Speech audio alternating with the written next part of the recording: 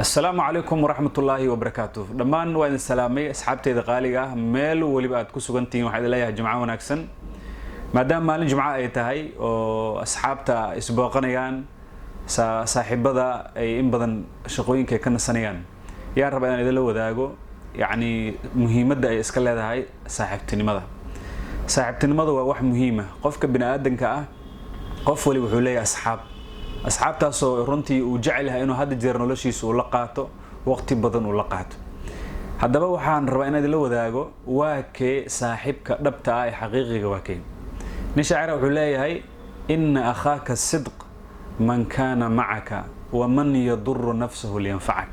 shaacirku wuxuu leeyahay walaalkaaga dhabta ah yani oo xaqiiqiga ah waa midka mar waliba ku garab taagan oo ku garab istaaga يعني وامدك نفتي سدبه سي أديك وحكو ترى قف كاسا وحيا صاحبك دبتاه إن أخاك الصدق من كان معك ومن يضر نفسه لينفعك صاحبك دبتاه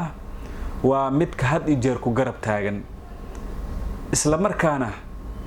يعني نفتي سدبه سي أديك وحكو ترى حدا بقى قف ولي بقى يعني مقال كان قف ولي مقال كان رنتي داوده waxaa u rajeynayaa inuu ilaaliyo saaxiibtinimada xaqeeda inuu saaxiibtinimada u ilaaliyo saaxiibtinimadu waa wax aad iyo aad u ballaaran aad u gudaweyn runtii waxay mudan tahay in la ilaaliyo jumco wanaagsan wassalaamu calaykum waraxmatullaahi wabarakaatuh